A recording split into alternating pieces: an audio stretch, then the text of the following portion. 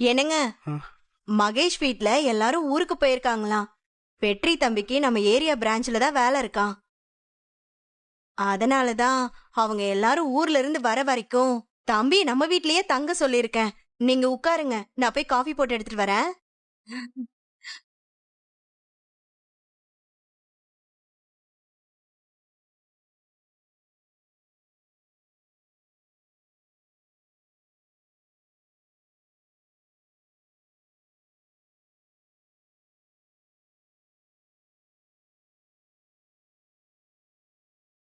இவனை போய் வீட்டுக்குள்ள சேர்த்திருக்கா. அவனை சும்மா விடக்கூடாது.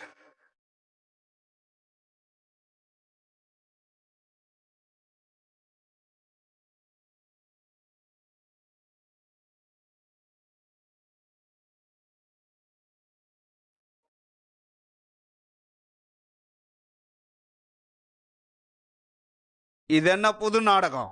என்ன நாடகம்? உனக்கு எவ்வளவு துணிச்சல் இருந்தா கொஞ்சம் கூட வெக்கமே இல்லாம எங்க வீடு வரைக்கும் வந்து நிப்ப. என் பொண்ணு சுடர் இருக்கிற இடத்துல இருக்கிறதுக்கான எல்லா உரிமையும் அவ அப்பாவா எனக்கு இருக்கு. இதுக்கு துணிச்சல்லாம் ஒண்ணு தேவல். பொண்ணுன்னு சொல்லி உரிமை கொண்டாடுறானே. என்ன சொன்ன? உன் பொண்ணா? ஆ? என் தங்கச்சி இல்லாம உனக்கு பொண்ணு திடீர்னு வானத்துல இருந்து வந்து குதிச்சுட்டாளா? ஆ? உன்னை நம்பி உன்னை கல்யாணம் பண்ணிக்கிட்ட பாவத்துக்கு தப்பே செய்யாத என் தங்கச்சியோட வாழ்க்கைய சீரழிச்சிட்டு என்ன இப்ப வந்து அவ இருக்கிற இடத்துலயே இருப்பேன்னு தெனாவட்டா சொல்றியா? உனக்கெல்லாம் கொஞ்சம் கூட மனசாட்சியே இல்ல. எனக்கு பொண்ணு பிறந்திருக்கிறதையே என்கிட்ட சொல்லாம மறைச்சு அந்த பச்சை குழந்தைய 10 வருஷமா ஜெயில வளர்த்து கஷ்டப்படுத்திருக்காளே உங்க தங்கச்சி. அவளுக்கு மனசாட்சி இருக்கான்னு முதல்ல யோசிச்சு பாரு. அபிகிட்ட இந்த கேள்வியை கேட்டுட்டு அதுக்கப்புறம் வந்து என்கிட்ட கேள்வி கேளுங்க. பதில் சொல்ல முடியலல்ல? உங்க பொண்ணு தியாவை 10 வருஷமா பார்க்காம அவளை பிரிஞ்சிருக்கிற நிலைமை உங்களுக்கு வந்திருந்தா என்னோட வலி என்னன்னு உங்களுக்கு புரிஞ்சிருக்கும். யாரு என்ன சொன்னாலும் மகேஷ் ஊர்ல இருந்து வர்ற வரைக்கும் நான் இந்த வீட்டுல தான் இருப்பேன். முடிஞ்சா தடுத்து பாருங்க.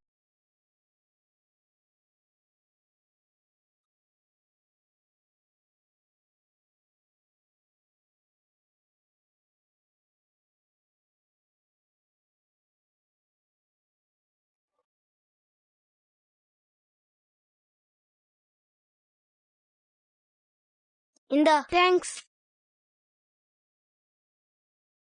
சுடர், சாப்பிடலாமா? ம்.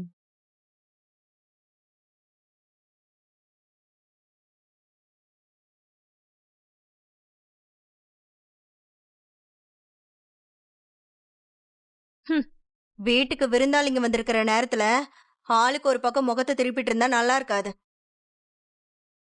அவங்க இங்க இருந்துட்டு போற வரைக்கும் நாம என்னன்னு பேசிக்கலாம். சரிங்க அண்ணி. ம். தம்பி வாங்க சாப்பிடலாம், உட்காருங்க. என்னங்க, வாங்க சாப்பிடலாம்.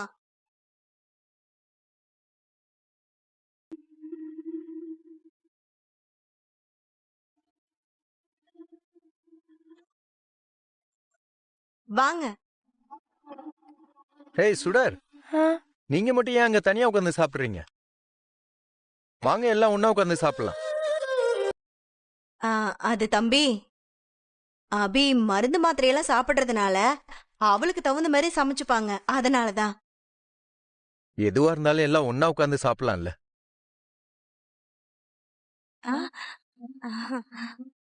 வா சுடரு, வா அபி, எல்லாரும் ஒன்னா சேர்ந்து சாப்பிடலாம். வாங்க. இந்தா. ஏங்க நீங்க உட்காருங்க, அவங்க வந்துருவாங்க. உட்காருங்க.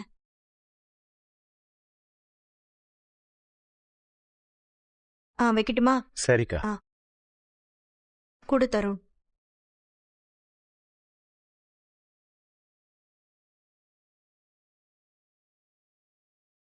உனக்கு காரம் இல்லாத சாம்பார். ம்.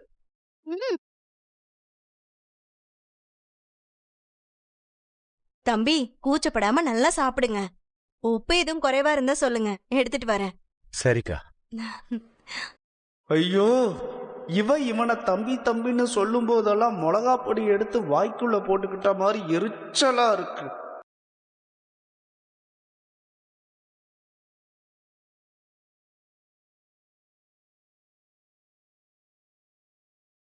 என்னங்க நீங்க? ம். நானும் நீங்க வந்ததுல இருந்து பாத்துட்டு தான் இருக்கேன்.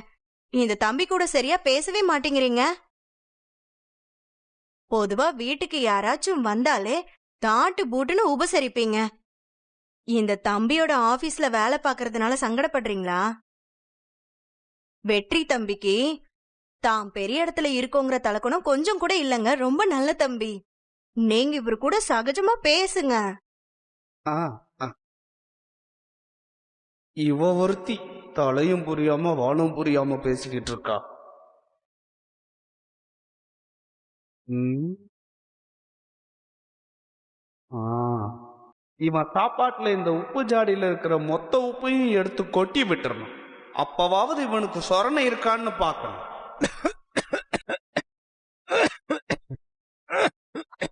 ஐயோ, கேப்டன்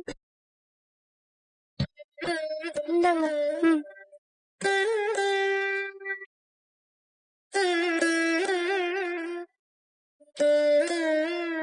பாத்து தம்பி, யாரோ உங்களை திட்டுறாங்க போல. ஏன் தம்பி, ஒரு கைய இப்படி மடக்கியே வச்சிருக்கிறது ரொம்ப சிரமம் இல்ல? நாளைக்கு கழட்டிடுவேன்க்கா.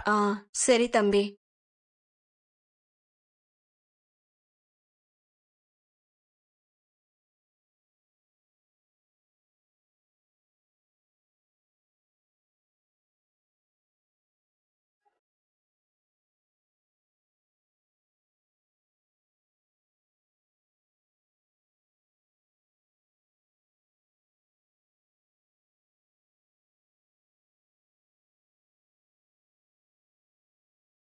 தம்பி, ம்.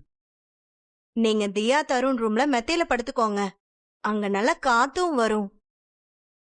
4 நாள் தானே, பசங்க எங்க ரூம்ல அட்ஜஸ்ட் பண்ணி படுத்துப்பாங்க. ம்.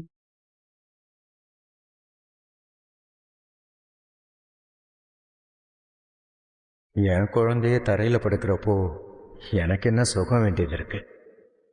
தம்பி, உங்களதான். ஆ, இல்லக்கா, வேண்டாம். எனக்கு காத்தோட்டமா வெளியே திண்ணையிலே படுத்துக்கணும் போல இருக்கு. நான் அங்கேயே படுத்துக்கிறேன். ஒரு பெட்ஷீட் தலையணை மட்டும் கொடுங்க, அது போதும். என்ன தம்பி, அங்க கொசு கடியா இருக்கும். ஆ, ஆஹா, அதெல்லாம் இந்த சீசன்ல கொசுக்கடியெல்லாம் இருக்காது சரளா. நல்லா காத்து வேற வரும்.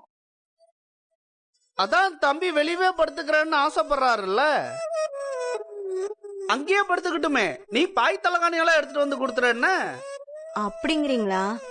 சரிங்க, இருங்க தம்பி, எடுத்துட்டு வரேன். ஆ, சரளா, ஆ, எதுக்கும் பெட்ஷீட்டும் சேர்த்து எடுத்துட்டு வந்து கொடுத்துற என்ன? சரிங்க. கொசு கடிக்குதுன்னு உள்ள வந்து படுக்க பாப்பான்.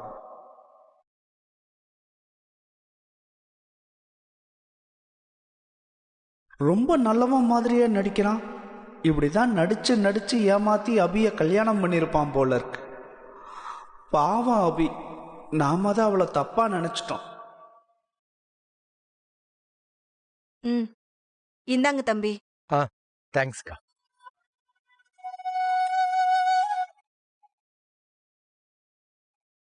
Riya Tarun, good night. Good night uncle. Good night. Sudar, good night. Good night captain.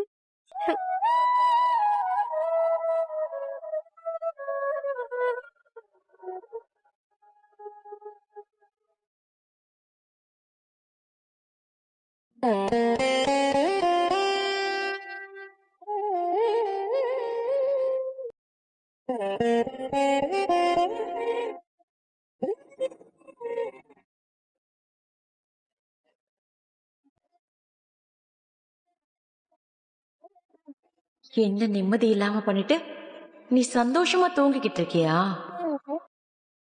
மூஞ்சிய பாரு. தூங்குறியா? இரு வரேன்.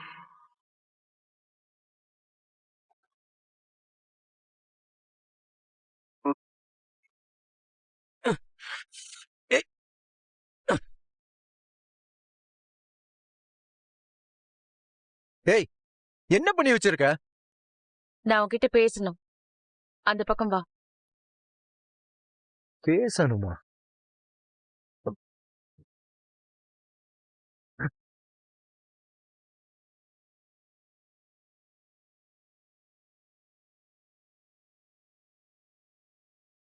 உனக்கு என்னதான் பிரச்சனை? எதுக்காக இங்க வந்து சீன் போட்டுட்டு இருக்க? சுடர் கூட கேப்டனா மட்டும்தான் பழகுவேன்னு சொல்லிட்டு இப்ப வீட்டுக்குள்ளேயே வந்துட்ட. என்ன நிம்மதியாவே இருக்க விடக்கூடாதுன்னு முடிவு பண்ணிட்டியா? நான் இப்போதைக்கு என்னோட நிலைமையை பத்தி மட்டும்தான் யோசிச்சுட்டு இருக்கேன். மத்தவங்கள பத்திலாம் யோசிக்க நேரமே இல்ல. நீ எப்பவுமே ஒரு சுயநலவாதின்னு எனக்கு தான் நல்லா தெரியுமே. ஆமா, அப்படியே வச்சுக்கோ. என் பொண்ணு விஷயத்துல நான் அப்படிதான் இருப்பேன். என்னாலாம் 4 நாளைக்கு மேல என் பொண்ணை பார்க்காமலாம் இருக்க முடியாது. நீயும் போன்ல பேசுறது கூட இப்ப தடை போடுற. அதான் என் பொண்ணை தேடி நானே வந்துட்டேன். ரொம்ப ஓவரா தான் உரிமை கொண்டாடிக்கிட்டு இருக்க. உனக்கு என்ன தெரியும் சுடரை பத்தி? ஆமா, உண்மைதான். எனக்கு எதுவும் தெரியாதுதான். அதை தெரிஞ்சுக்கதான் அவ கூடயே இருந்து அவளுக்கு என்ன பிடிக்கும் பிடிக்காதுன்னு தெரிஞ்சுக்க வந்திருக்கேன். இங்க பார், என் பொண்ணு கூட இருக்க ஒரு நிமிஷமும் எனக்கு சொர்க்கத்துல இருக்க மாதிரி இருக்கு. இங்க பாரு, மரியாதையா நைட்டோட நைட்டா இங்கிருந்து கிளம்பிடு. தேவையில்லாம என்னை எரிச்சல் பண்ணிட்டு இருக்காத. அவ்ளோ பண்ணிட்டு இங்க வந்து தங்கறதுக்கு உனக்கு கொஞ்சம் கூட வெக்கமாவே இல்லையா? என் குழந்தைக்கு முன்னாடி வெக்கம், மானம், சூடு, சொர்ண, ரோஷம் இதெல்லாம் ஒண்ணுமே கிடையாது. எல்லாத்தையும் கழட்டி வச்சுட்டு தான் வந்திருக்கேன். இப்படி எல்லாம் பேசி பேசி சீனை போட்டுதான் சுடரை கேப்டன் கேப்டன் புராணம் பாட வச்சிருக்க. ஒரு நாள் கண்டிப்பா அவளே உன்னை தூக்கி வீசிடுவா. அப்படி ஒரு நிலைமை வராது, வரவும் விட மாட்டேன். இது பாரு, மரியாதை இங்க இருந்து போயிடு. இல்ல, என்னால போக முடியாது. நீ, உன் அண்ணன் எல்லாரும் சேர்ந்து என் கழுத்தை பிடிச்ச வெளியே தள்ளினா கூட என் பொண்ணு கூட இருக்கிறதுக்கான இந்த நல்ல சந்தர்ப்பத்தை நான் மிஸ் பண்ண மாட்டேன். இங்க இருந்து நான் போக மாட்டேன். இது பாரு, நீ போகலன்னா நான் சுடரை கூட்டிட்டு எங்கேயாவது போயிடுவேன் சொல்லிட்டேன். ஓ, அப்படியா? சரி, நீ உன் அண்ணிய கூப்பிடு. நான் அவங்க கிட்ட சொல்லிட்டு அவங்க கிளம்ப சொன்னா கிளம்பி போய்கிட்டே இருக்கேன். ஏன்னா அவங்க தான் இங்க என்ன கூப்பிட்டாங்க. நீ என்ன பிளாக்மெயில் பண்ணி போக சொல்றன்ற விஷயத்தையும் நான் கண்டிப்பா அவங்க கிட்ட சொல்லுவேன்.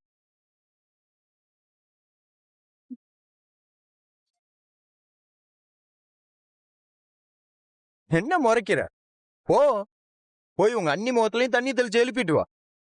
இந்த தம்பிய இந்த அக்கா போக சொல்லாம நான் இங்க இருந்து போனா அது மரியாதையா இருக்காதுல்ல. அவங்க என்ன தப்பா நினைச்சிருவாங்கல்ல. எனக்கு என் அக்கா தான் ரொம்ப முக்கியம் மேடம். உன்கிட்ட எல்லாம் பேசிக்கிட்டு இருக்கேன் பாரு. இதுதான் என் வாழ்க்கையிலேயே ஜெயில் தண்டனையை விட கொடுமையான விஷயம். எல்லாம் என் விதி. நான் இப்பவும் சொல்றேன், இந்த 4 நாள் நான் சந்தோஷமா இருக்கணுங்கிறதா என்னோட விதி. அதை யாராலையும் மாத்த முடியாது.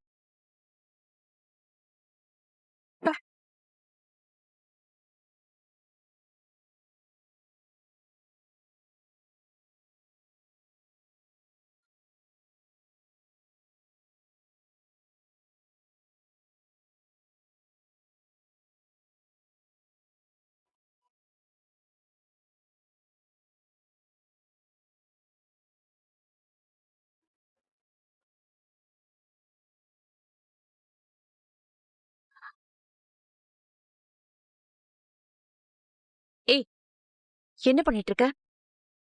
இவனேன்னு தூங்கிக்கிட்டு இருந்தவன் முகத்துல தண்ணியை ஊத்தி எழுப்பி விட்டல்ல, எனக்கு இனிமே தூக்கம் வராது. விடியிற வரைக்கும் என் பொண்ணோட காலை அமுக்கி விட்டுக்கிட்டே தான் இருப்பேன். எழுப்பி விட்டதுக்கு தேங்க்ஸ். ஐயோ, சுடர்,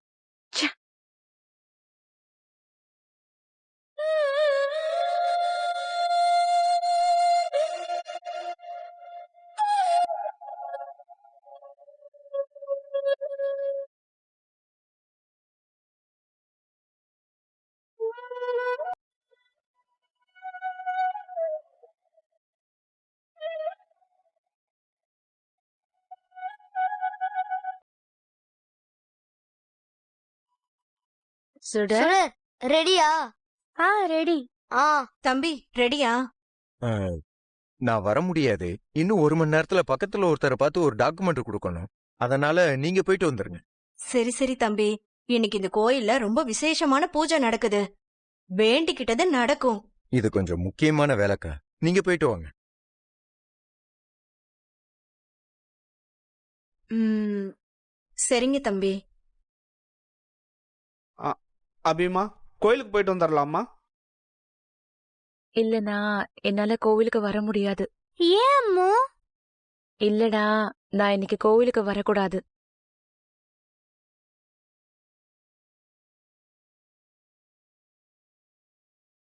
ஓ, ஆ, புரியுது. சரி பாத்துக்கோ. நாங்க போயிட்டு ஆ, வந்துடுறோம். சரிங்க அண்ணி. போலாங்க. ஆ, தம்பி, அ, காஃபி ஏதாவது வேணுமா? போட்டு கொடுத்துட்டு போட்டுமா? இல்லக்கா, இப்பதான் குடிச்சேன். ஆ, வேண்டாம். சரி தம்பி. வா போலாம். சரிம்மா. வாங்க. வந்துடுறேன். ஆ,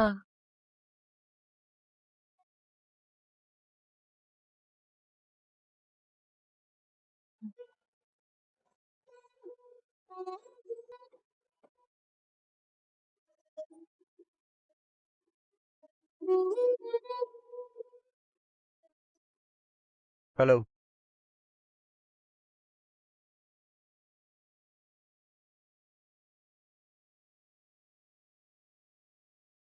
சரி.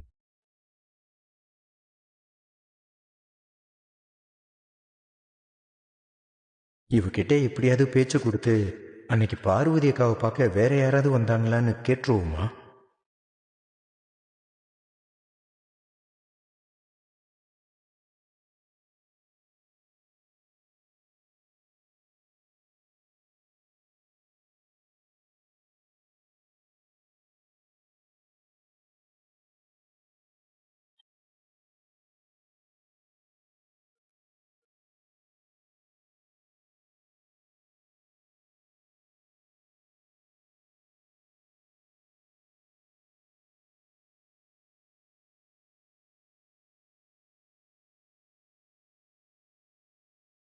உனக்கு தான் உட முடியலன்னு சொன்னல, குடு, நான் நறுக்கித்தேன்.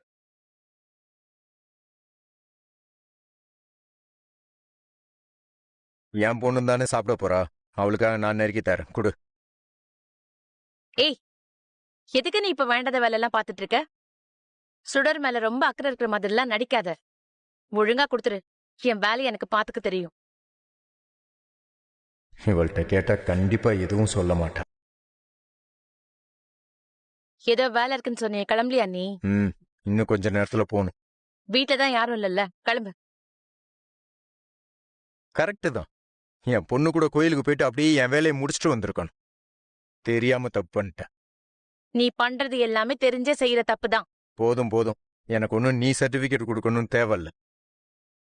நீங்க இருக்கிறது தான் எனக்கு ரொம்ப கடுப்பா இருக்கு. அதையும் எனக்கு புரியவே மாட்டேங்குது.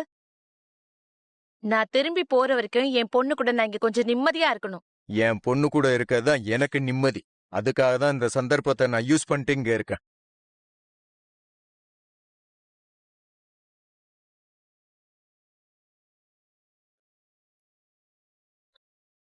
நான் உங்ககிட்ட ஒன்னு கேட்பேன், தயவு செஞ்சு பொறுமையா பதில் சொல்றியா?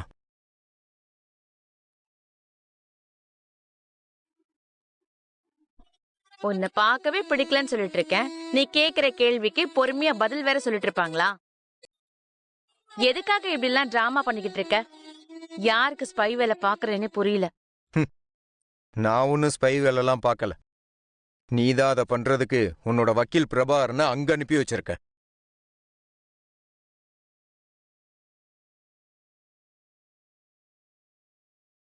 ஆமா, தப்பு எங்க நடந்ததோ அங்கதானே சொல்யூஷனை தேட முடியும். அதனாலதான் அவர் அங்க வந்தாரு. உனக்கும் உன் ஃப்ரெண்டுக்கும் தான் நல்லவங்கள பார்த்தாலே பிடிக்காதே. இப்ப எதுக்கு சம்பந்தமே இல்லாம கர்ணாவை இழுக்கிற நீ? நீ எதுக்கு சம்பந்தமே இல்லாம பிரபாகரன் சாரை இழுத்துக்கிட்டு இருக்க? உன் கூட பேசி சாதாரணமாவே ஜெயிக்க முடியாது. இப்ப வக்கீலுக்கு வேற படிக்கிற, அதான் திமிரு ஜாஸ்தியாயிருக்கு. ஆ, ஒரு நாளைக்கு ஜெயில் சாப்பாடு சாப்பிட்டு அங்க வந்து வாழ்ந்து பாரு. அந்த வழியில வர திமிரு எப்படி இருக்கும்ன்றத பத்தி உனக்கு அப்புறமா தெரியும்.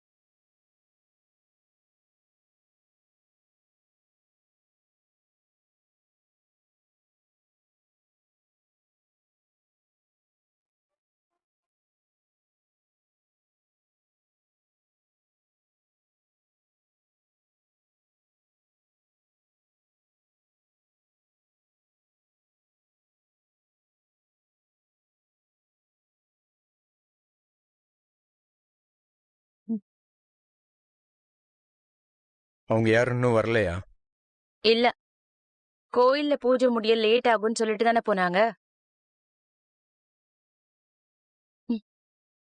வந்திருப்பாங்கன்னு நினைச்சேன். வந்த அப்புறம் வா, இப்ப போ.